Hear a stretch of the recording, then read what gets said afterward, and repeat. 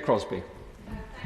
The Deputy Speaker. I'd like to thank the Backbench Business Committee for supporting this important debate, and also the excellent Chair of the Welsh Affairs Select Committee. We've had some fantastic speeches across a broad spectrum.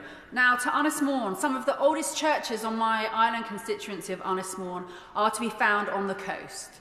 Places like Llanelian, St Cyriol, St Padrig, St Gwynfan, otherwise known as the Church in the Sea by Aberfraw, arguably one of the most beautiful spots in Wales.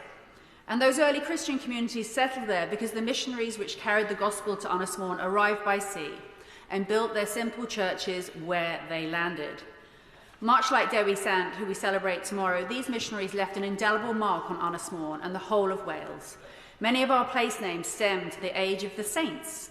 The many villages whose names begin with Llan, Llanfeitli, Llanfathraith, Llanfeisant, Llanbedrogwch, and so many more give us a clue as to their origin.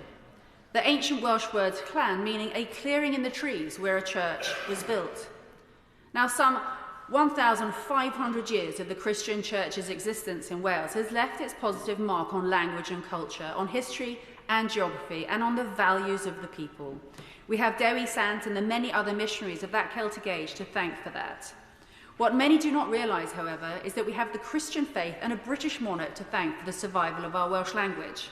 In 1588, Queen Elizabeth I, who spoke Welsh amongst other languages and was descended from the Tudors of Ynys Môn, commanded that the Bible be translated into Welsh. It was that translated Bible that gave us the endearing story of Mary Jones, whose Christian faith was so important that she saved for 5 years and walked 26 miles just to purchase a Bible in her native tongue. And in the 18th century, it was the same Welsh Bible that clerics like Griffith Jones from Llanthwrth Raw used to provide Welsh literacy skills to children and adults alike, long before the state had even contemplated building schools. Thus, the Bible became a key tool to teach literacy as well as religion. The Welsh language is spoken by nearly 60% of the population of Ynys Môn, and for many, it is their first language. It is the language in which most council and public sector meetings are conducted, and the language you will hear spoken in the streets and shops of Amlwch, Llangefni, and 𝗗𝗆𝗆. It's important to me and my constituents that we preserve our language and culture, and that's why I use specially commissioned bilingual headed paper to write to my constituents. It's why I have a Welsh website as well as an English one. It's why I produce bilingual newsletters and use excellent local translators, Alan Griffith, Kerry Hughes and the team at Blar Translation in Llangefni when I need to. And although I grew up speaking English because my father had to leave Wales to find work, I'm doing all that I can to promote and preserve the native language of Ynys Môn. I continue to learn Welsh and read my oath of allegiance to this House in Welsh.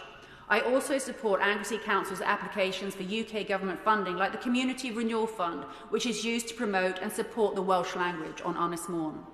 And above all else today, Mr Deputy Speaker, Dydd Gŵyl Dewi reminds us of the impact that faith has had on Wales. Much as the wind and the rain has shaped the Welsh landscape, so the Christian Church has shaped the character of the nation, and a British Queen preserved its language. Diolch yn fawr.